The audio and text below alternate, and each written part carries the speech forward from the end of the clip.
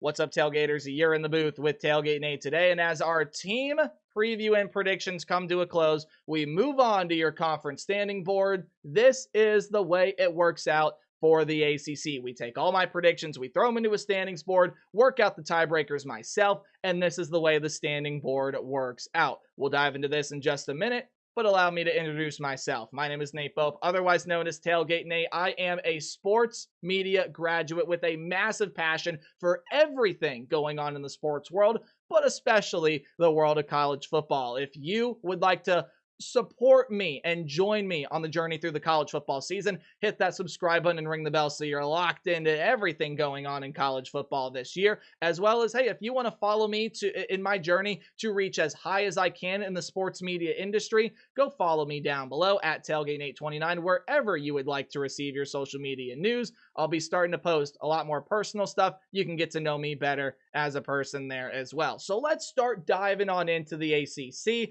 We're going to go through some talking points, try to touch a little bit on every team. We'll talk about some more than others, talk about why the conference championship game is the way it is and why I've predicted it as such. So let's just not waste any more time. Let's dive on in and let's talk about a couple of the bottom teams here in the ACC. For Wake and Stanford, for Stanford, it's still just a building process to try to recoup and regain some of the talent that you saw Stanford have at a very high level way back in the day. And I still think it's a struggle for the Cardinal, even though this team has the potential to be sneaky competitive in a lot of moments this year. And then for Wake Forest, I love the coach they brought in Jake Dicker. I think he is going to get this Wake Forest team to at least start to climb the leaderboard here in the coming years after Dave Clawson left. But the talent level is just not there for Jake Dicker quite yet. I think it's going to take some time for Wake to build up that talent pool, and it'll take time for them to rocket up these standings. So you got three teams here with a 2-6 record. We're going to start with the Virginia Cavaliers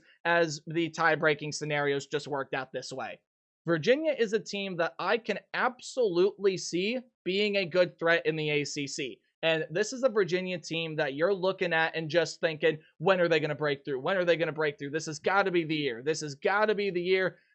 I'm not fully sold on Tony Elliott being that guy to take Virginia to those heights, although I think they got a lot of good pieces. Chandler Morris at quarterback. You do have some really good defensive pieces that come in here. Offensively, I think you got some nice wide receivers such as Trell Harris, so on and so forth. I do think this is a Virginia team that going to pose a fight to a lot of squads in the ACC this year. The way the schedule's working out, man, I got them falling just short of that bowl game. Unfortunate for Virginia for sure. However, maybe that year going 5-7 prompts a coaching change. I think Virginia's got the solid talent level, but to me, they fall one win short. Now, to Cal and Boston College. I think Cal and Boston College both lose some really important pieces from last year, both primary starting quarterbacks. Even though Boston College has a better quarterback situation than Cal, absolutely. Cal's going to lose Fernando Mendoza, their entire running back room, defensive pieces. It's going to be a struggle of a year for Justin Wilcox. Not as good of a Cal team as what we saw last year. And for Boston College, I simply think they just fall and falter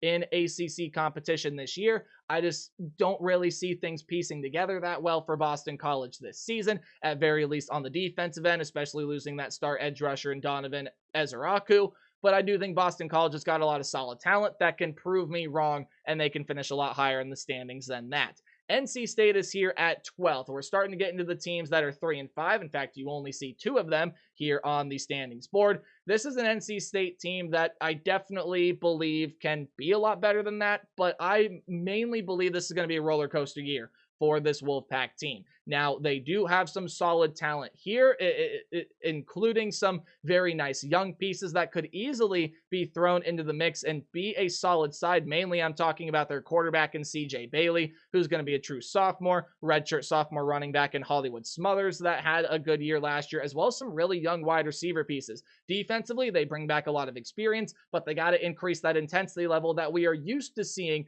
Dave Doeren-led defenses play like. If they can get back to that, 6-6 will probably turn into 7-5 or 8-4. But right now, do see them doing enough to get to a bowl game, but that up and down roller coaster year is the way I see it going for the Wolfpack this season. Syracuse is up next, and even though they do fairly okay in conference play, this team simply did lose a lot of talent from last season. Kyle McCord, some really solid defensive backs, wide receiver pieces, running backs. I mean, this team got shredded. They have one of the worst returning production numbers as a Power 4 team.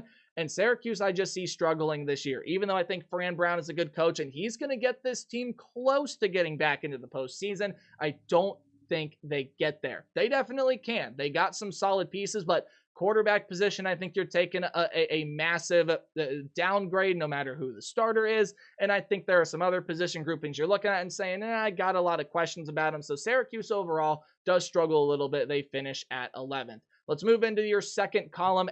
North Carolina is one of the more interesting teams in college football. They're probably the most interesting team to watch in the ACC this year. And again, one of the most interesting in college football. North Carolina's got a lot of questions for me. How does Bill Belichick adjust to the college level? He's never coached college before. It is a different game than what you see at the professional level. I think this North Carolina defense is going to take some strides forward this year. The Belichick family usually does well with piecing together some good defensive units. Offensively, I think they got the talent to be able to have something special brewing here with Gio Lopez at quarterback, some nice wide receiver pieces. North Carolina's got some non-conference games I worry about. And overall, much like their in-state counterparts and rivals in the Wolfpack, I see an up and down season in Raleigh. However, if Bill Belichick is going to stick around for the short, long term, meaning like 4 to 5 years, I think this is a program that really can start to make the rise. First year, though, while they get to the postseason, they see their roller coaster moments. Okay, let's dive on into the teams that I got for sure penning into a bowl game this year. I just don't see them falling out of it. Virginia Tech is definitely one of those teams. I think the Hokies are going to be a nice, solid, dangerous bunch in the ACC this year, especially when you take a look at some of this offensive talent. Kyron Drones is there at quarterback. He's a really good weapon. Terrion Stewart is over from Boston College. Well, if you pay attention to Maction, you know how good Terrion Stewart is. You add in some really nice wide receiver pieces to pair with Aiden Green, Donovan Green, Cameron Seldon. I think the offense can flash a lot of nice potential. The defense has got some good pieces on it. Overall, in that schedule, there are some tricky bumps in the road, and I think Brent Pry still going to see that gradual increase with Virginia Tech. But make no mistake, friends, that's a Hokie team that'll be dangerous this year. And Florida State. Simple conversation to have with Florida State. Are they going to have as bad of a year as they did last year? Absolutely not. Is it still going to be a spectacular season? Well, you can clearly see I'm not predicting it that way. I don't think this team is just going to all of a sudden rocket back up towards the top of the standings board. I just simply don't think that's how it's going to work with this program. But there is a lot of good talent here, and 7-5 feels like a massive disappointment, but man, especially from where you were last year, you'll take that jump up in progression to prepare for an even bigger 2026.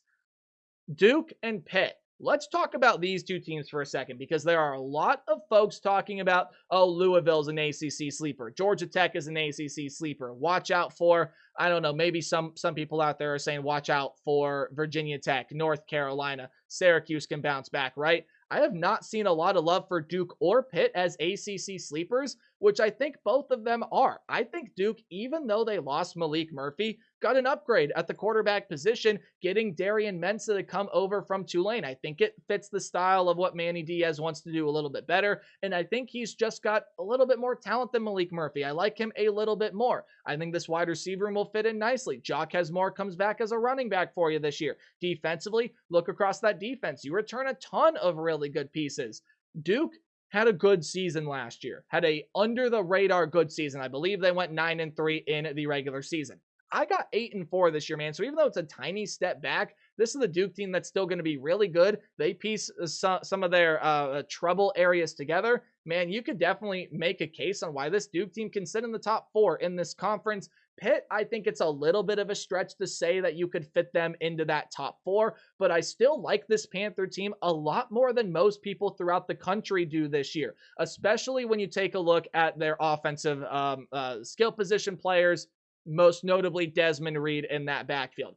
Oh, the dude is a dynamite stick waiting to have his fuse lit, and then he's off, man. Desmond Reed is an explosive play waiting to happen, and Eli Holstein, as now a redshirt sophomore, he stays healthy, he stays consistent. You're looking at a really good quarterback with the Pittsburgh Panthers. Defensively, you get a ton of really nice pieces coming back there as well. Some good experience that's going to step in for what you lost. Wide receiver room, you got some questions because they did lose a lot. Kanata Mumpfield, among others, are going to be leaving that unit. But man, I think this Pitt team is really going to start piecing things together this year. Another head coach in the country you don't count out is Pat Narduzzi, and Pitt's had some really good years under him in recent memory. Last year, okay, maybe didn't all necessarily go as planned. This season, I think they surprise a little bit, and I think because of tiebreakers and how everything works out, they sit right here at 8-4. However, Louisville is that team to me that just barely misses the top 4, and easily out of anybody else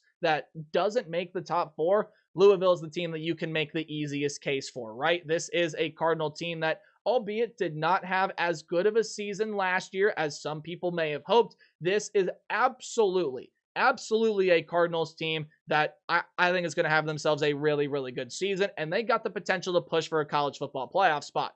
Miller Moss coming in at quarterback. Great. I think he'll be a phenomenal weapon. You got some of the best young running backs in the country. Isaac Brown, Duke Watson, Kewan Brown, so on and so forth. Wide receiver room, you return Chris Bell, you return Colin Lacey, and now you paired Dakari Collins with those two. Oh my goodness. Defensively, they got a lot of really nice pieces, including that linebacker and Stanquan Clark. Some really good transfers coming into that secondary unit. I just see Louisville maybe losing a game that they shouldn't, faltering in a game where they probably have a pretty good chance to win. But man, this is a Louisville team that, watch out if they piece everything together, man. That's going to be a really solid side. So, okay, you go ahead and get on into your top 4 now. Georgia Tech is a team that I think is going to surprise some people this year, as a lot of people around the country think Georgia Tech is going to do. So, okay, maybe if everyone thinks they're going to surprise and then they do it, then maybe it's not a surprise. Think about that for a minute. I just threw a curveball at you. Georgia Tech is a team that I think is going to be a really good football side this year. Haynes King coming back, Jamal Haynes coming back, some really dangerous wide receiver pieces, even though you lose Eric Singleton among some others. Defense, Kyle Efford is coming back, one of the linebackers to ever linebacker.